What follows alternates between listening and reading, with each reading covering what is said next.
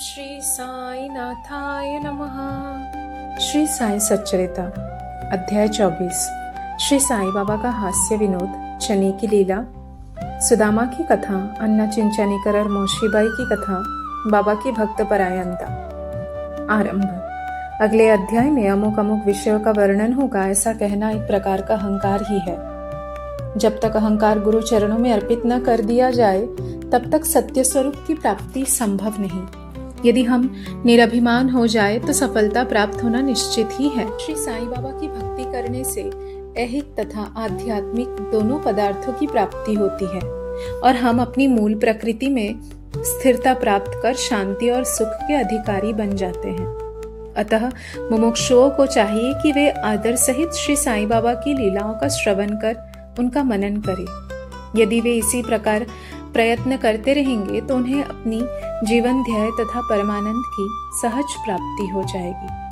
प्रायः सभी लोगों को हास्य प्रिय होता है, परंतु स्वयं हास्य का पात्र कोई नहीं बनना चाहता। इस विषय में बाबा की पद्धति भी विचित्र थी। मनोविनोद जब भावपूर्ण होता तो अति मनोरंजक तथा शिक्षाप्रद होता था। इसीलिए भक्तों को यदि स्वयं हास्य का पात्र बनना भी पड़ता था तो उन्हें उसमें कोई आपत्ति न होती थी। श्री हिमटपंत भी ऐसा एक अपना ही उदाहरण प्रस्तुत करते हैं। चना लीला। शिरडी में बाजार प्रति रविवार को लगता है। निकटवर्ती ग्रामों से लोग आकर वहां रास्तों पर दुकानें लगाते और माल बेचते हैं। मध्याह्न के समय मस्जिद लोगों से ठसाठस भर जाया करती थी, परंतु इतवार के दिन तो लोगों की इतनी अधिक भीड़ होती कि प्रायः दम ही घुटने लगता था। ऐसे ही एक रविवार के दिन श्री हिमटपंत बाबा की चरण सेवा कर रहे थे। श्यामा बाबा के बाईं ओर व वामनराव बाबा के दाहिनी ओर थे। इस अवसर पर श्रीमान बूटी साहेब और काका साहेब दीक्षित भी वहां उपस्थित थे। तब श्यामा ने हंसकर अन्ना साहेब से कहा कि देखो, तुम्हारे कोट की बाह पर कुछ चने लगे हुए से प्रतीत होते हैं। ऐसा कहकर श्यामा ने उनकी बाह स्पर्श की, जहां कुछ चने के दाने मिले। जब हिमटपंत ने अपनी बाई कोहनी सीधी की तो चने के कुछ दाने लुढ़क कर नीचे भी गिर पड़े, जो उपस्थित लोगों ने उठाए। भक्तों को तो हास्य का विषय मिल गया और सभी आश्चर्यचकित होकर भांति भांति के अनुमान लगाने लगे, परंतु कोई भी यह न जान सका कि ये चने के दाने वहां आए कहां से और इतने समय तक उसमें कैसे फंसे रहे। इसका संतोषप्रद उत्तर किसी के पास न था, परंतु इस रहस्य का भेद जानने को हर कोई उत्सुक था। तब बाबा कहने लगे कि इन महाशय अन्ना साहिब को एकांत में खाने की बुरी आदत है। आज बाजार का दिन है और ये चने चबाते हुए ही यहाँ आए हैं। मैं तो इनकी आदतों से भली भांति परिचित हूँ और ये चने मेरे कथन की सत्यता के प्रमाण हैं। इसमें आश्चर्य की बात ही क्या है। हिमटपंत बोले कि बाबा, मुझे कभी भी एकांत में खाने की आदत नहीं है, फिर इस प्रकार मुझ पर दोषारोपण क्यों करते हैं। अभी तक मैंने शिरडी के बाजार के दर्शन भी नहीं किए तथा आज के दिन तो मैं भूल कर भी बाजार नहीं गया। तब उनके खाने की बात तो दूर है, भोजन के समय भी जो मेरे निकट होते हैं उन्हें उनका उचित भाग दिए बिना मैं कभी भोजन ग्रहण नहीं करता। बाबा, तुम्हारा कथन सत्य है, परंतु जब तुम्हारे समीप ही कोई ना हो तो तुम या हम कर ही क्या सकते हैं। अच्छा बताओ, क्या भोजन करने से पूर्व तुम्हें कभी मेरी स्मृति भी आती है? क्या मैं सदैव तुम्हारे साथ नहीं हूँ? फिर क्या तुम पहले मुझे ही अर्पण कर भोजन किया करते हो? शिक्षा। इस घटना द्वारा बाबा क्या शिक्षा प्रदान कर रहे हैं, थोड़ा इस और ध्यान देने की आवश्यकता है। इसका सारांश यह है कि इंद्रियां, मन और बुद्धि द्वारा पदार्थों का रसास्वादन करने के पूर्व बाबा का स्मरण करना चाहिए। उनका स्मरण ही अर्पण की एक विधि है। इंद्रियों, विषय पदार्थों की चिंता किए बिना कभी नहीं रह सकती। इन पदार्थों को उपभोग से पूर्व ईश्वर अर्पण कर देने से उनकी आसक्ति स्वभावतः नष्ट हो जाती है। इसी प्रकार समस्त इच्छाएं, क्रोध और तृष्णा आदि कुप्रवृत्तियों को पहले ईश्वर अर्पण कर गुरु की ओर मोड़ देना चाहिए। यदि इसका नित्य अभ्यास किया जाए तो परमेश्वर तुम्हारी कुवृत्तियों के दमन में सहायक होंगे। विषय के रसास्वादन के पूर्व वहां बाबा की उपस्थिति का ध्यान अवश्य रखना चाहिए।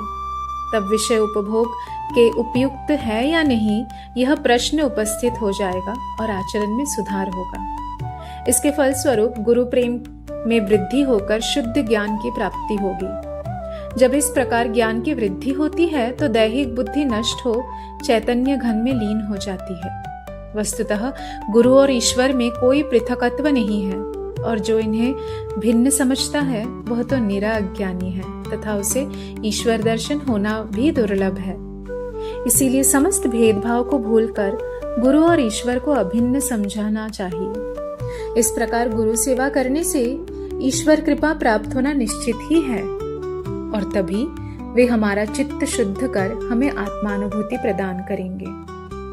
सारांश यह है कि ईश्वर और गुरु को पहले अर्पण किए बिना हमें किसी भी इंद्रिय ग्राह्य विषय का रसास्वादन न करना चाहिए। इस प्रकार अभ्यास करने से भक्ति में उत्तरोत्तर वृद्धि होगी।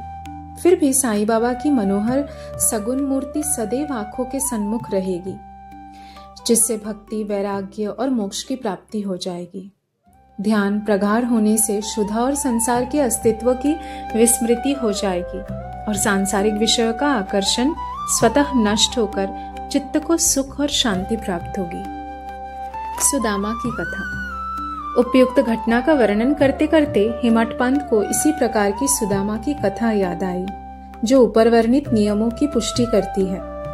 श्री कृष्ण अपने ज्येष्ठ भ्राता बलराम तथा अपने सहपाठी सुदामा के साथ संदीपनी ऋषि के आश्रम में रहकर विद्याध्ययन किया करते थे। एक बार कृष्ण और बलराम लकड़ियां लाने के लिए वन गए। संदीपनी ऋषि की पत्नी ने सुदामा को भी उसी कार्य के निमित्त वन भेजा तथा तीनों विद्यार्थियों के खाने को कुछ चने भी उन्होंने सुदामा के द्वारा भेजे। जब कृष्ण और सुदामा की भेंट हुई तो कृष्ण ने कहा, दादा मुझे थोड़ा जल दीजिए, प्यास अधिक लग रही है। सुदामा ने कहा, भूखे पेट जल पीना हानिकारक होता है, इसीलिए पहले कुछ देर विश्राम कर लो। सुदामा ने चने के संबंध में न कोई चर्चा की और न कृष्ण को उनका भाग ही दिया। कृष्ण थके हुए तो थे ही, इसीलिए सुदामा की गोद में अपना सिर रखते ही वे प्रगाढ़ निद्रा में निमग्न हो गए। तभी सुदामा ने अवसर पाकर चने चबाना प्रारंभ कर दिया। इसी बीच वे अचानक कर कृष्ण पूछ बैठे कि दादा तुम क्या खा रहे हो और यह कड़कर की ध्वनि कैसी हो रही है। सुदामा ने उत्तर दिया कि यहाँ खाने को है ही क्या, मैं तो शीत से कांप रहा हूँ और इसीलिए मेरे दांत कड़कर बज रहे हैं। देखो तो मैं अच्छी तरह से विष्णु सहस्त्र नाम भी उच्चारण नहीं कर पा रहा हूँ। यह सुनकर अंतर्यामी कृष्ण ने कहा कि दादा मैंने अभी स्वप्न में देखा कि एक व्यक्ति दूसरे की वस्तुएं खा रहा है। जब उससे इस विषय में प्रश्न किया गया तो उसने उत्तर दिया कि मैं खाक धूल खा रहा हूँ। तब प्रश्नकर्ता ने कहा, ऐसी ही हो एवमस्तु। दादा यह केवल स्वप्न था, मुझे तो ज्ञात है कि तुम मेरे बिना अन्न का दाना भी ग्रहण नहीं करते, परंतु श्रम के वशीभूत होकर मैंने तुमसे ऐसा प्रश्न किया था। यदि सुदामा किंचित मात्र भी कृष्ण की सर्वज्ञता से परिचित होते तो वे इस भांति आचरण कभी न करते। श्री कृष्ण के लंगोटिया मित्र होते हुए भी सुदामा को अपना शेष जीवन दारिद्रता में व्यतीत करना पड़ा, परंतु केवल एक ही मुट्ठी रूखे चावल जो उनकी स्त्री सुशीला ने अत्यंत परिश्रम से उपार्जित किए थे, भेंट करने पर श्री कृष्ण बहुत प्रसन्न हो गए और उन्हें उसके बदले में स्वर्ण नगरी प्रदान कर दी। जो दूसरों को दिए बिना एकांत में खाते हैं, उन्हें इस कथा को सदैव स्मरण रखना चाहिए। श्रुति भी इस मत का प्रतिपादन करती है कि प्रथम ईश्वर को ही अर्पण करे तथा उच्चिष्ट हो जाने के उपरांत ही उसे ग्रहण करे। यही शिक्षा बाबा ने हास्य के रूप में भी दी है। अन्ना चिंचानीकर और मौशीबाई। अब श्री हेमटपंत एक दूसरी हास्यपूर्ण कथा का वर्णन करते हैं, जिसमें बाबा ने शांति स्थापन का कार्य किया है। दामोदर घनश्याम बाबरे अपनाम अन्ना चिंचानीकर बाबा के भक्त थे। वे सरल, सदृढ़ और निर्भीक प्रकृति के व्यक्ति थे। वे निडर पूर्वक स्पष्ट भाषण करते और व्यवहार में सदैव नगद नारायण से थे। यद्यपि व्यवहारिक दृष्टि से वे रूखे और असहिष्णु प्रतीत होते थे, परंतु अंतःकरण से कपटहीन और व्यवहार कुशल थे। इसी कारण बाबा उन्हें विशेष प्रेम करते थे। सभी भक्त अपनी अपनी इच्छानुसार बाबा के अंग अंग को दबा रहे थे। बाबा का हाथ कटरे पर रखा हुआ था। दूसरी ओर एक वृद्ध विधवा उनकी सेवा कर रही थी, जिनका नाम वेणुबाई कुजालगी था। बाबा उन्हें माँ शब्द से संबोधित करते तथा अन्य लोग उन्हें मौशीबाई कहते थे। वे एक शुद्ध हृदय की वृद्ध महिला थी। वे उस समय दोनों हाथों की उंगलियां मिलाकर बाबा के शरीर को मसल रही थी। जब वे बलपूर्वक उनका पेट दबाती तो पेट और पीठ का प्रायः एकीकरण हो जाता था। बाबा भी इस दबाव के कारण यहाँ वहां सड़क रहे थे। अन्ना दूसरी ओर सेवा में व्यस्त थे। मौशीबाई का सिर हाथों की परिचालन क्रिया के साथ नीचे ऊपर हो रहा था। जब इस प्रकार दोनों सेवा में जुटे थे तो अनायास ही मौशीबाई का मुख अन्ना के अति निकट आ गया। मौशीबाई विनोदी प्रकृति की होने के कारण ताना देकर बोली कि यह अन्ना बहुत बुरा व्यक्ति है और यह मेरा चुंबन करना चाहता है। इसके केश तो पक गए हैं, परंतु मेरा चुंबन करने में इसे तनिक भी लज्जा नहीं आती है। यह सुनकर अन्ना क्रोधित होकर बोले, तुम कहती हो कि मैं एक वृद्ध और बुरा व्यक्ति हूँ? क्या मैं मूर्ख हूँ? तुम खुद ही छेड़खानी करके मुझसे झगड़ा कर रही हो। वहां उपस्थित सब लोग इस विवाद का आनंद ले रहे थे। बाबा का स्नेह तो दोनों पर था, इसीलिए उन्होंने कुशलता पूर्वक विवाद का निपटारा कर दिया। वे प्रेम पूर्वक बोले, अरे अन्ना, व्यर्थ ही क्यों झगड़ा कर रहे हो? मेरी समझ में नहीं आता कि माँ का चुंबन करने में दोष ही क्या है। बाबा के शब्दों को सुनकर दोनों शांत हो गए और सब उपस्थित लोग भी जी भरकर ठहाका मारकर बाबा के विनोद का आनंद लेने लगे। बाबा की भक्ति परायणता। बाबा भक्तों को उनकी इच्छा अनुसार ही सेवा करने दिया करते थे और इस विषय में किसी प्रकार का हस्तक्षेप उन्हें सहन न था।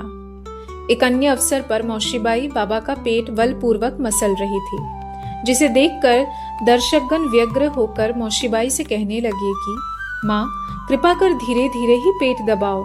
इस प्रकार मसलने से तो बाबा की अंतड़ियां और नाड़ियां ही टूट जाएंगी।